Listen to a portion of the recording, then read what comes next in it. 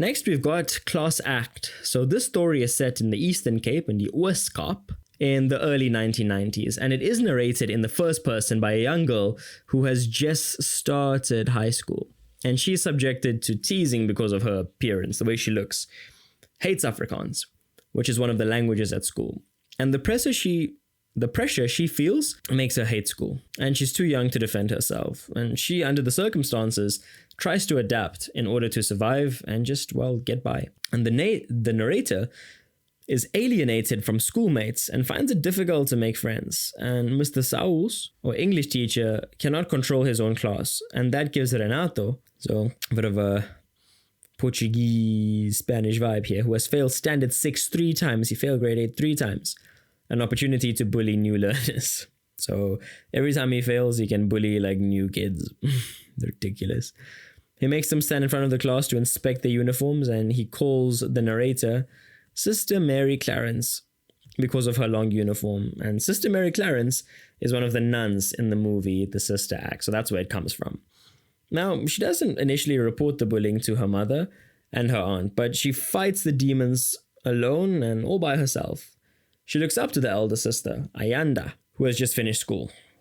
Now, unfortunately, her sister is not always there to fight for her, and the adults contribute to her suffering by ignoring her request to have the tunic shortened. So she's being bullied for having a school uniform that's a bit too long. And firstly, it is her aunt who cannot do it because there's no cotton thread matching the tunic.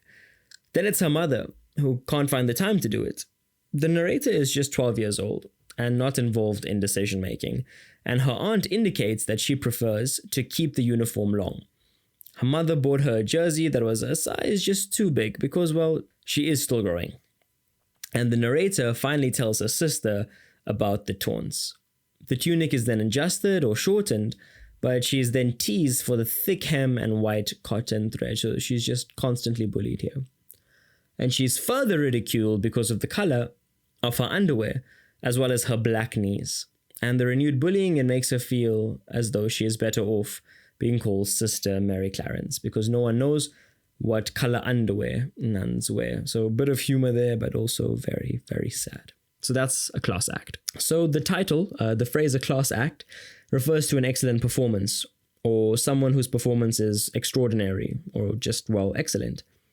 And it also refers to someone who is generally well-mannered. So this is just all about some kind of excellence. In terms of the theme, we've got two big ones here, bullying and helplessness. So bullying, the story explores bullying. The narrator is continuously teased by her schoolmates, and her bullying is not physical, but it kills her spirit. She now hates school, and a class repeater, Renato, starts his bullying by making her stand in front of the class, and she's then called names. In terms of helplessness, the narrator is bullied at school and is a bit too young to fight back. She's bullied by a boy who has failed one grade 3 times. The setting, so it's set in a place called SACAI in the Eastern Cape, the Ooskaap, and it takes place in the early 90s. While apartheid is continuing, even though it's not a particularly big factor here.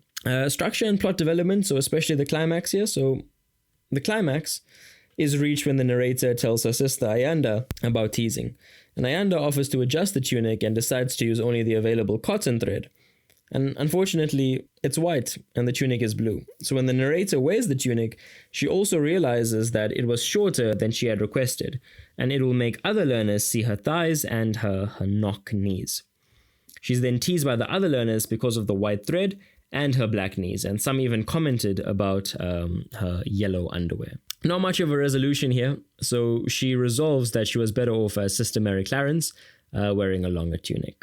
So key characters, our narrator, a 12-year-old who can't really fit into high school because of the length of her tunic, Ayanda, Mr. Sauls, and Renato, our terrible bully. Now the story is written in first person with the narrator as the main character. In terms of the style, it is a very informal register. It's not, to the T by the book or anything like that. So very informal register here. In terms of diction and figurative language, so the author effectively uses some vernacular phrases throughout all of it.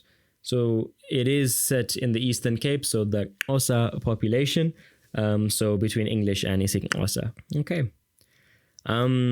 Key irony here in terms of the diction and figurative language. You're starting a colored school next week, but you can't speak Afrikaans. And it's ironic that the narrator does not speak Afrikaans when the population of the school is Afrikaans speaking, even though we are in the Eastern Cape. Not much irony, but it does exist. That's what the government wants you to know.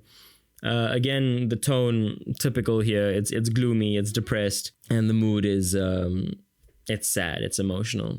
Okay, and that was a class act.